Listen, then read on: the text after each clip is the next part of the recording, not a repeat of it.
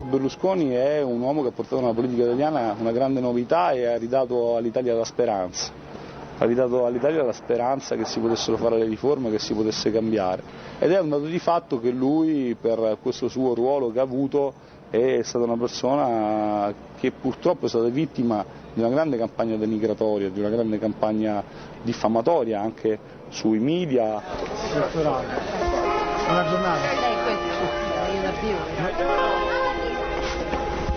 Berlusconi è vero che ha delle televisioni all'interno delle quali però c'è grande pluralismo, sicuramente lui è una persona che è stata vittima di molti attacchi, ma gli italiani lo hanno scelto. His supporters note that most of the cases against Berlusconi have been dismissed. Certo è che se fossero vere tutte queste vicende lui sarebbe stato condannato. Se fossero vere gli stessi magistrati che con tanta solerzia lo hanno imputato lo avrebbero condannato.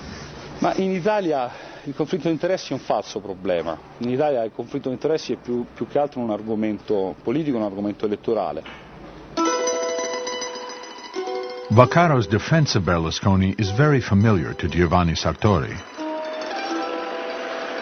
His television, of course, says it's all false, that he's being persecuted by red judges, and that it's all, so he's a victim. That's what half of the Italian television has been telling Italians since '94. I received terrible letters. They're totally uninformed. They say, why are you persecuting this poor man? He's innocent, you know. Not everyone thinks there's no case to answer. A small group of protesters is waiting outside Rai's studio while the Prime Minister is inside. Io sono Francesco, sono della Sinistra Giovanile, che è l'organizzazione giovanile dei democratici di sinistra. Il Presidente del Consiglio oggi ha detto che farà un bilancio dei suoi 2 anni di governo, quindi noi vogliamo semplicemente riuscire a consegnargli questo. Come vedete sono pagine bianche, così come i fatti che il governo Berlusconi può vantare di aver fatto in questi anni. Il Presidente del Consiglio, o meglio, il giornalista che presenta questa trasmissione stasera, ha rifiutato ai capi dell'opposizione di fare un confronto, così come viene fatto in America, in tutti i paesi, tra l'opposizione e il governo. Quindi noi vogliamo richiamare anche questa azienda, che è la nostra azienda, l'azienda pubblica, al rispetto di un'informazione democratica. Prego. Si sta riprendendo? Come? Stiamo una ripresa. Perché no? Perché no? While recording this very small protest, our camera crew was confronted by plainclothes police, a reminder that any image challenging the premier is unwelcome. If you think that happened on public grounds, what happened to you it was certainly in violation of law. Your civil rights were violated, and the Italian constitution was violated.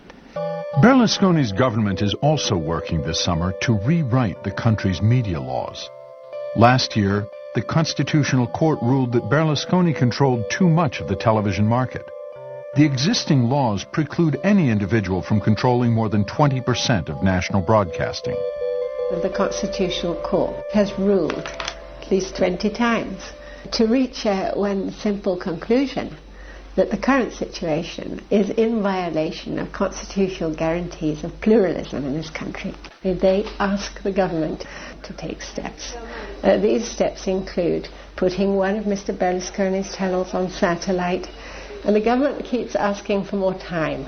The last Constitutional Court ruling in November last year was quite clear. It said, you've run out of time.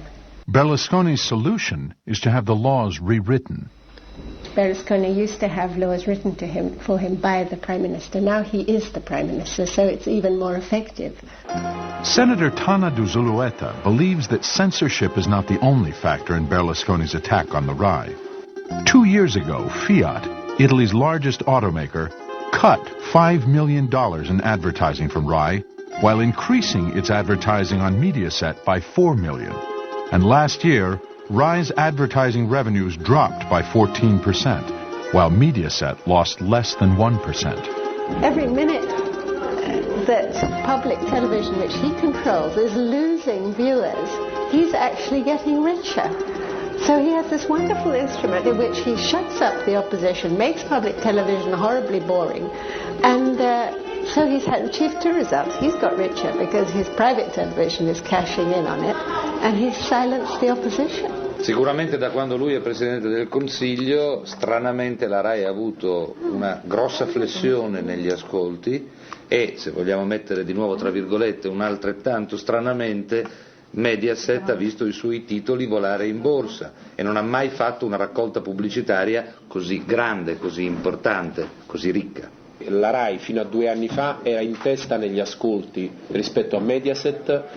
L'anno scorso per la prima volta ha cominciato a perdere la supremazia nel prime time, quest'anno il divario a favore di Mediaset sta crescendo ogni mese di più, questo è un fatto, anche coloro che simpatizzano per Berlusconi ne devono prendere atto. Un'emergenza che è relativa al pluralismo del Paese, al pluralismo della comunicazione del Paese e che è relativa anche alla tenuta industriale della RAI. Ma guardate che adesso cominciano a essere in pericolo i posti di lavoro e questo ai colleghi dobbiamo spiegarlo, perché una RAI che abbia perso, come la RAI sta purtroppo perdendo, il primato negli ascolti e che abbia per di più questa immagine così sbiadita dal punto di vista dei contenuti editoriali, ma perché dovrebbe continuare ad essere finanziata con 3 reti TV e 3 reti radio? Berlusconi's reach in the Italian media is so extensive that even his toughest critics find themselves dependent on him. This summer, Professor Paul Ginsborg's latest book, Berlusconi, was published by Einaudi, which is owned by Mondadori, which is controlled by Fininvest, Berlusconi's media holding company. Now we're going to the Mondadori bookshop to see how my book's going. If it's selling well, if it's not selling at all, if it's prominently displayed, if they're hiding it away.